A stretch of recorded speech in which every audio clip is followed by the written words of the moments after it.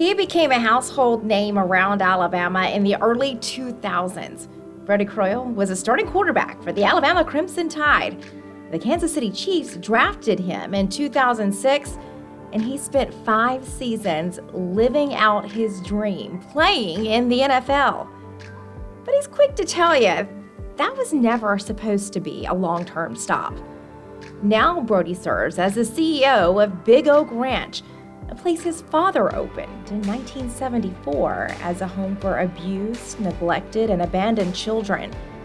The ranch celebrates its 50th anniversary. Brodie shares how this ministry is fulfilling a mission and providing hope so big, its impact will inspire generations to come. I'm Bethany Davis, and this is Being Real. Sponsored by Bryan Jewelry. Ever since she was a little girl, I've always tried to show I cared by giving her the very best. I know. That's why I went to Bryan Jewelry. Smart man. When it's time to ask the most important question of your life, make sure you have what you need to show her you're serious. At Bryan Jewelry, we'll help you through every step of the way to find the right ring for her. We can create beautiful custom designs and also engrave your personalized engagement message. Give her the best. Bryan Jewelry, Prattville. There's a mindset, and maybe this is a more recent mindset, but that we all kind of think, you got to get ahead of the game. You got to start early. Yeah. You got to, you got to teach them. Let's teach them the right way when they're young. I've still yet to see a college or pro scout at a travel baseball game for a 10-year-old. So I think that that's a little irrelevant. I think we have gotten them very much so, like looking at stats over and over and over versus just getting like, how do I get better? But from that, like, there's a lot of development that has to take place. And, you're thinking about smaller school ball, or not smaller school ball, like younger ball. It's really like just one big cloud of dust, and like typically the fastest kids score touchdowns. But, you start kind of learning your path in that 7th grade. And hopefully you're starting to mature a little bit. But, having a couple, 2 or 3 years to figure out the game, like figure it out the right way. It didn't hinder me too much. I say that. I played one year of junior high football, and then they moved me to varsity my 8th grade year. And so I'm 5'10", 145 pounds, playing 18, 19-year-old, like grown men. I still just go, like my parents, like, what were y'all doing? My mom's like, I told him not to do it. But man, I was just getting pelted. I mean, I told my son, so he had his first 707 tournament like 2 weeks ago. And he threw a pick or a couple picks or whatever. And he did good for his first ever tournament. And he's like, well, how'd you do in your first game? I said, I threw 5 interceptions. Man. Like, I was like, that's the great part about football though, buddy. Like, yeah. All it was a play, there's another series. All it was a series, there's another quarter. All it was a quarter, there's another game. And at some point in time, you're going to say, man, that was just one season. There's always another one. And I think that can help in so many ways, like from this kind of this athlete's mindset of there's always a next. Like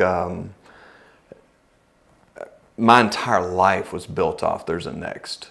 Like there was always a next step.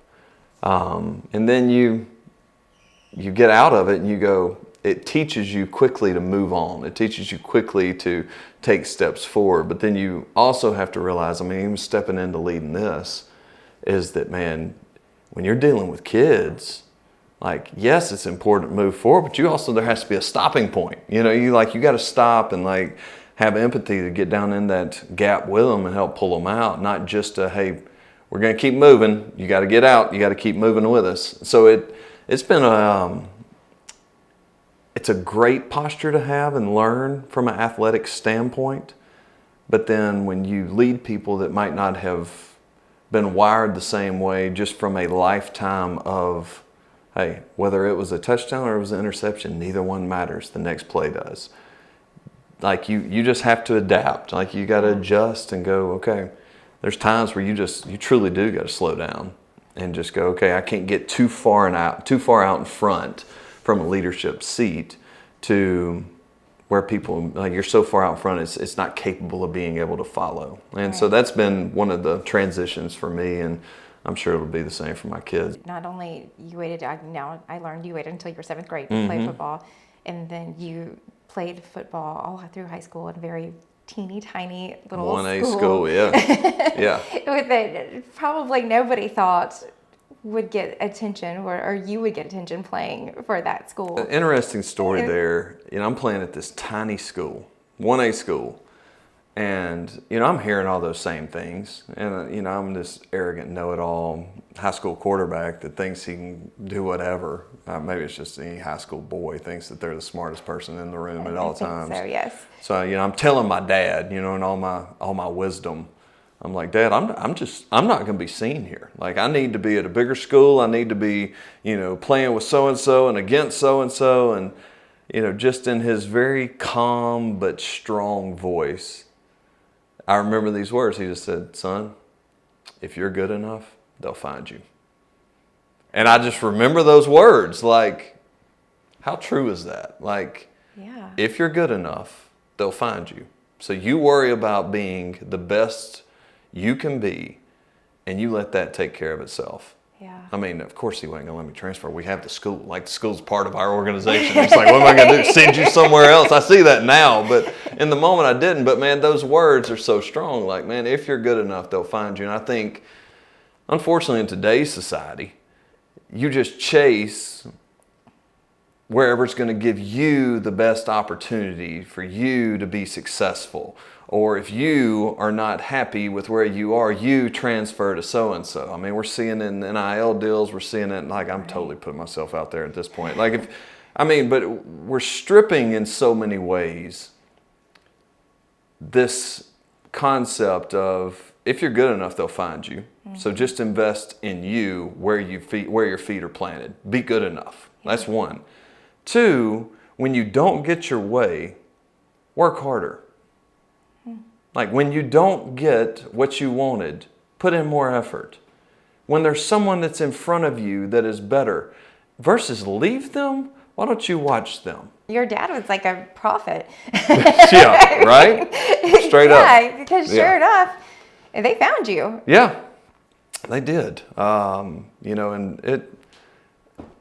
that was such a short-lived conversation too, because I started getting offers when I was in like a freshman in high school. Oh, wow. So like, I'm in 8th grade. That's how much I thought of myself, in 8th grade, that, I need to go do these things, and this is what you need to do as a dad, because obviously I'm smarter than you as a 14-year-old kid. You've been around a long But time. man, God, my dad's got so much wisdom. My mom's got so much wisdom, and in the world of parents, man, I hit the jackpot. They're awesome. Yeah. How close are you still with them? I was over there. I mean, we're building a house as we speak, right next door to them. So we're super close. Wow. We just obviously celebrated the 50th anniversary. So, I think at this point, with us being back 12 years, sitting in a leadership seat for 10 years, it's just, it's pretty humbling to just see where this thing started and where it is today. But all the while, whether we were in the lean times, like I remember as a kid, we didn't know we were lean. But man, we had a single wide trailer for an office, and I remember gathering and praying, and I'm just, going, what are we praying for? And now I look back and I'm going, man, we were praying we didn't have the money to pay the power bill. And man, just their obedience to say, Lord, we're going to work like this all depends on us, but man, we know it all depends on you, so we need you to come through for us. And man, the Lord was so faithful in that. But I mean, it goes back to, Scripture. And those who are faithful in the little, He'll bless because He knows they'll be faithful in the bigger. And just as a son that got to not only go straight from the hospital to the ranch, but also got to see servant-hearted leadership on full display. I shared the other night, we had 1,100 people in the pouring down rain come to share, like celebrate with us. And I just said, here's what I can tell you, man. There is a lot more that the Lord has for us. like in front of us right now. Like, man, we've been blessed to be now on this platform, that we have influence, we have resources, we have people that are going to help us move the needle to go help a lot more kids. And a lot of people are like, man, that's crazy. Y'all got like 200 right now. I'm like, but there's a lot more out there.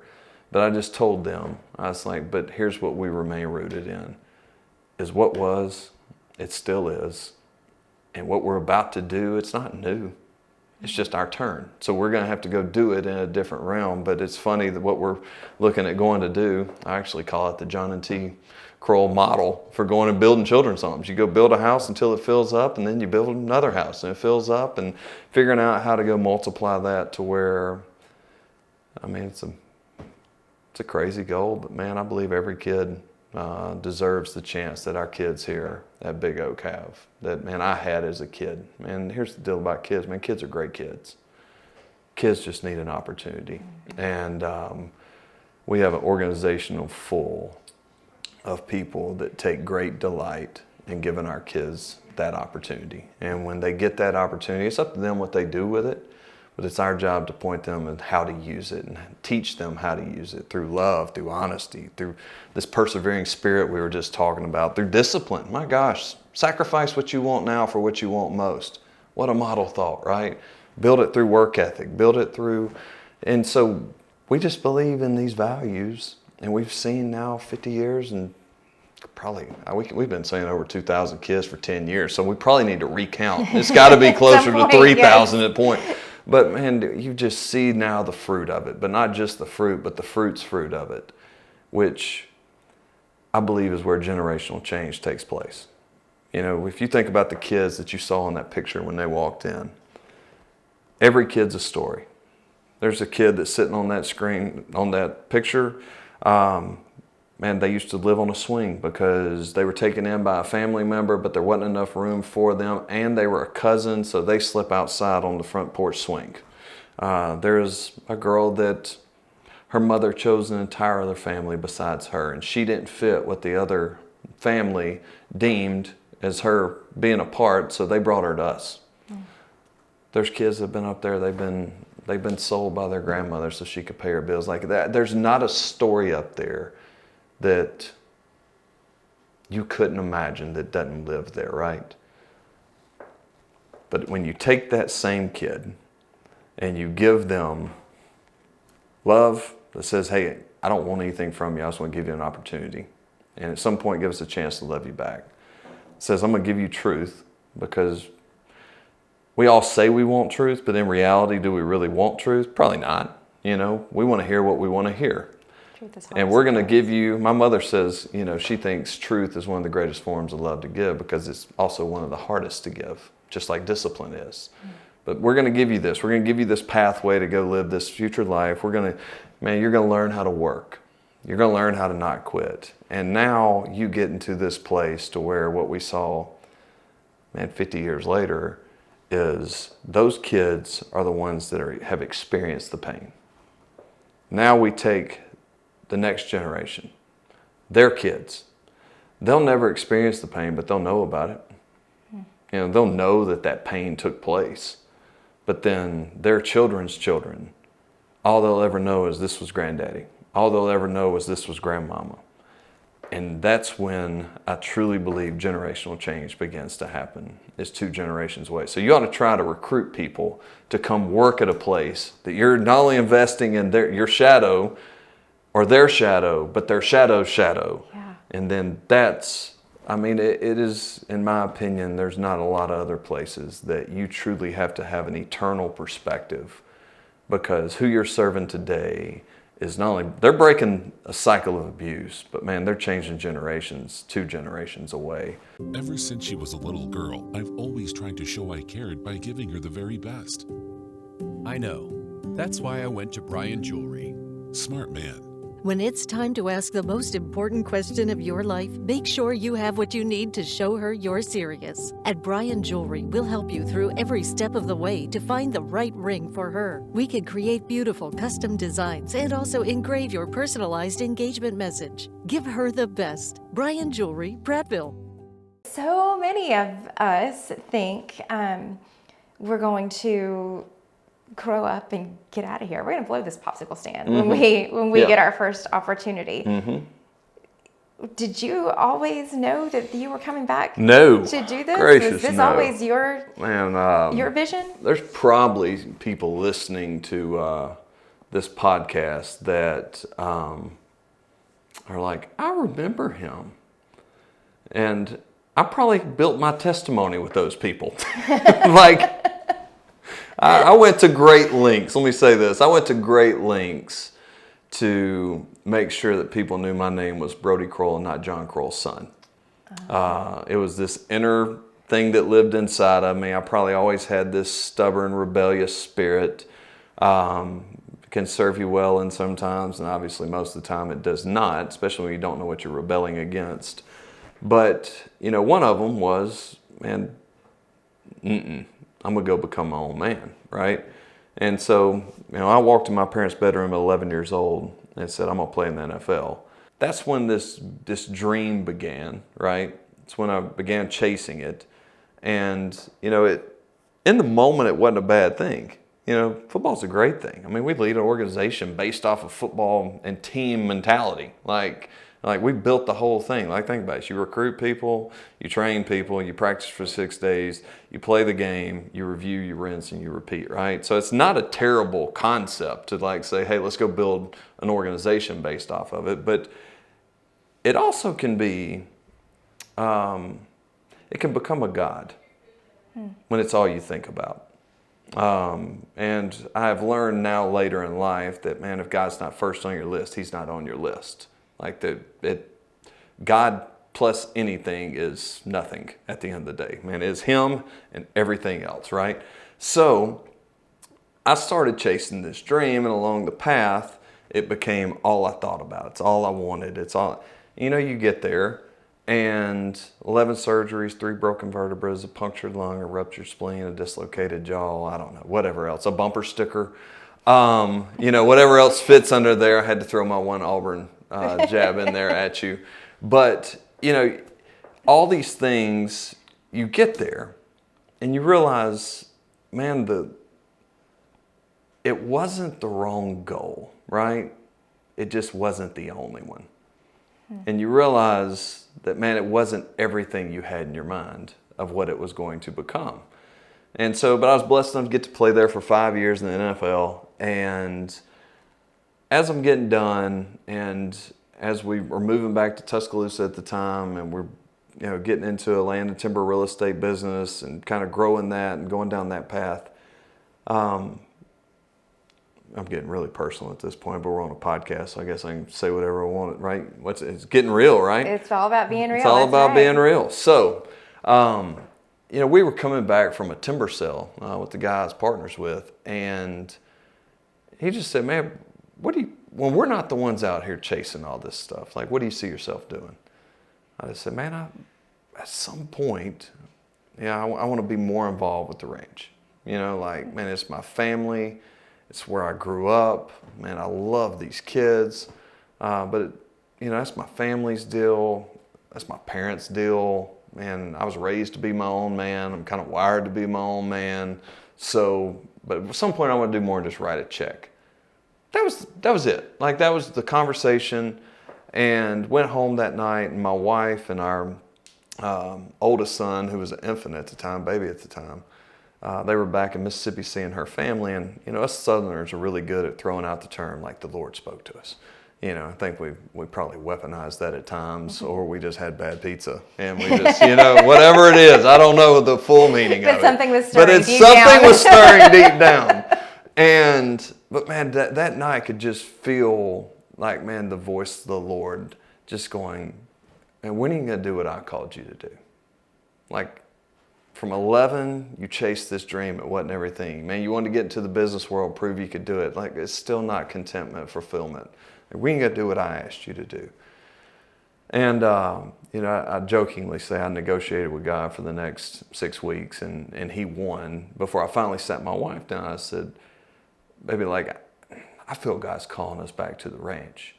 And she starts crying. I'm like, bad pizza, it was the bad pizza. And she just said something I'll never forget. She said, been praying for this for 5 years. She said, me and your parents have been on our knees praying for this day to happen. Not so much you coming back to the ranch, but you truly submitting to the Lord, your plans and your next steps. She said, tell me when I'll have us packed. Since you brought up the bumper sticker, the honk if you sacked Brodie bumper sticker. Yeah. I'll use that I as opened an you up. example. Now you can say whatever you want, right? I'll use it. Okay. But you lived through some pretty, I don't know how you want to say it, but there were some pretty tough moments through your football career that you had to face. How do you feel like those moments, could have been, I mean, they were pretty damaging. They could be pretty damaging to a kid's spirit. I mean, we're talking an 18, 19, 20-year-old kid. They could have been pretty damaging to your spirit. Yes. How did those prepare you for these difficult and really trying situations that That's you're a good encountering question. on a regular basis? That's a really good question because, you know, I think my parents did a really good job of teaching me from a very young age, like, man, this is like, nothing is final if you don't say it's final. Like, whether you lost, whether like bad things happen, like you have a say in if you get up. Like, to the point, before I ever stepped on the field, my first time ever playing football, my dad looked at me and he said, I got one rule. I was like, what's that? He was like, get up. Because if you don't, it's your last play of the season, one way or another. I just remember going, man, that's some Bear Bryant stuff right there. But I took it on as like this mantra to live by. And now I'm going to kind of give you the other side. Just remind me to come back to that, because I was speaking at a conference, like a leadership conference, and I was talking about this get up spirit, right? Because we all face hard things. Like, man, if you choose leadership, John Maxwell would tell you that you're not going to have 2 days in a row that are good. Like, that's the reality of the seat you chose, right? Or chose you, whichever one it happened. But I'm sharing this, this principle, and I honor my dad, and I'm telling him about that. You remember that story? And he just puts his hand over his mouth and just puts his head down. And I'm like, what in the world, man? So anyway, we get done, we get in the car. I'm like, hey, what was that? He's like, buddy, I don't know how else to tell you this. He's like, but I told you that because your mom told me if you ever didn't get up, she was going to come down on the field and get you off the field. So I was doing that to keep you from being embarrassed. I was like, I've built my whole life off this, and it was a lie. He's like, still live by it. I have to tell you why this is so funny, because you're telling this story, and I'm thinking about what I have told my kids. I told you we're a big sports family. All of my kids have played sports, and I have told them from the very beginning, you better get up or you find me on the field. That's right. That's what he was basically told. You don't want your mom on the field. You better get up.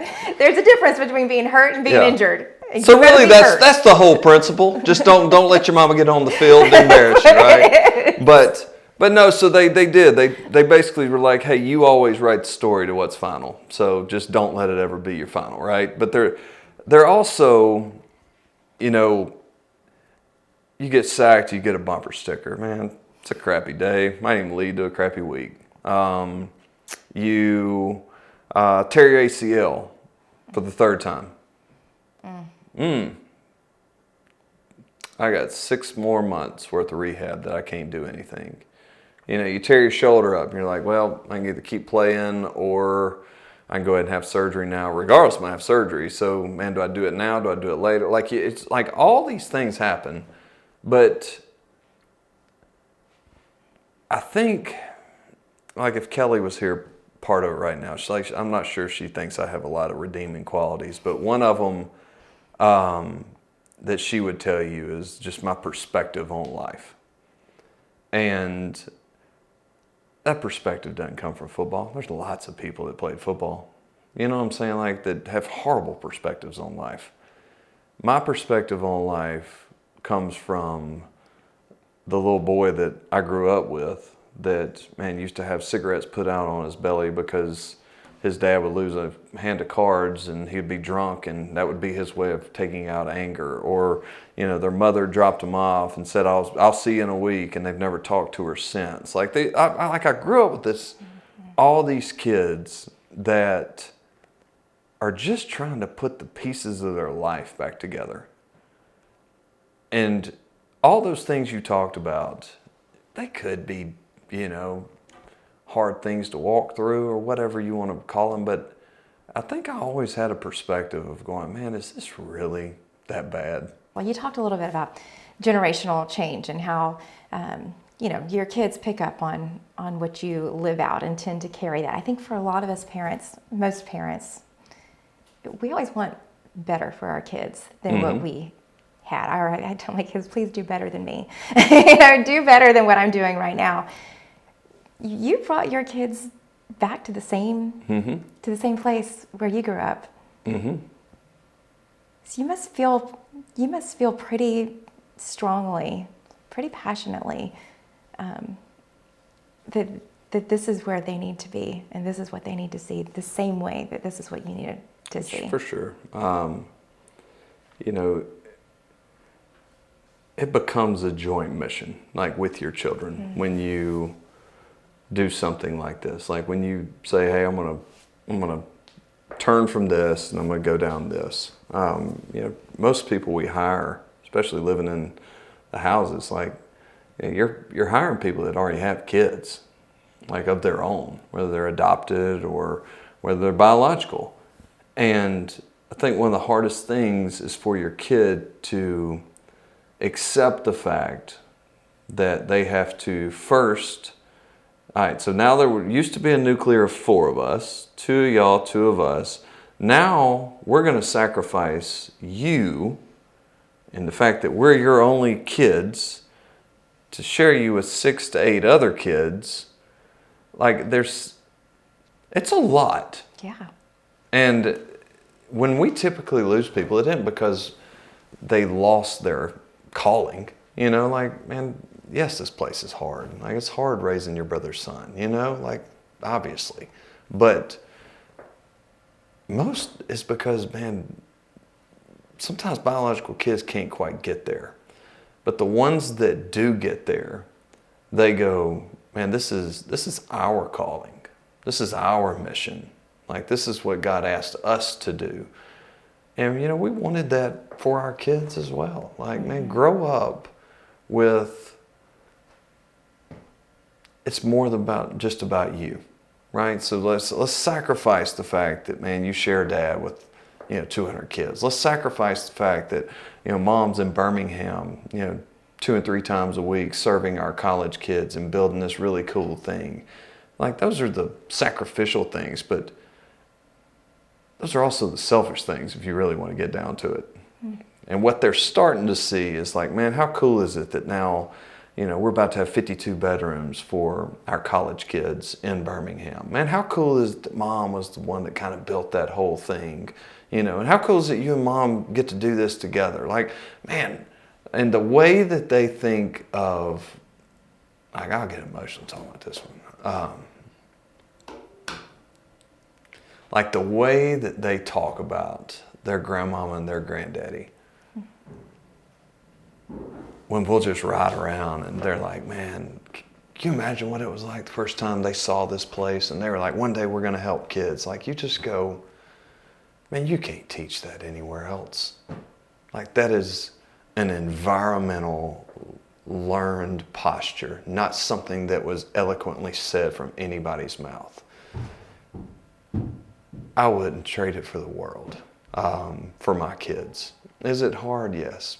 But here's what I do know about we want better for our kids, is that tough times create strong men create easy times create weak men create tough times. It's a vicious cycle if we don't put our kids in a place that they learn how to deal with tough things.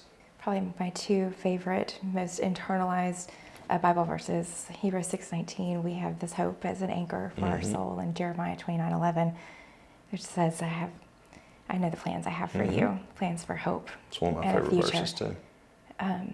It feels like you are in this space right here, you are living out those Bible verses almost word for word. Man, we try to. But what I do know is that hope and future don't they don't live anywhere that God is not. Or else you're just constantly you're chasing your tail, and you'll never live in this fulfilled life. You'll never live this purpose-filled life.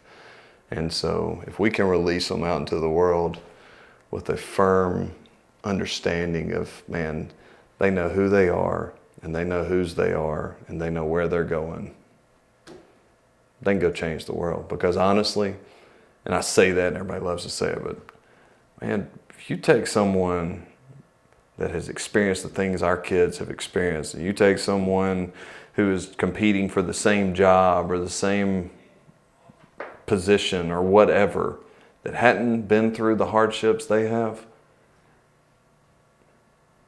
I'd bet on this one.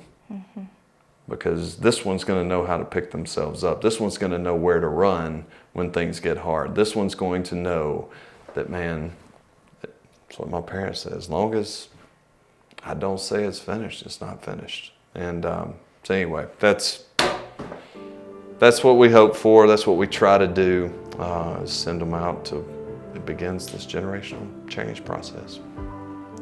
Thank you. Yes. Thank you very much. That was really good. Are we done? We're done, yeah. I was just getting warmed up. I don't know how much more you can add. That was great. That was a really good little time right there. Thank you. Well, thank you. Yes. It's so clear that Brodie relies heavily on the foundation his father built to expand this ministry with purpose and lead his family in faith to create a legacy that will live through many generations. And that's what makes him real.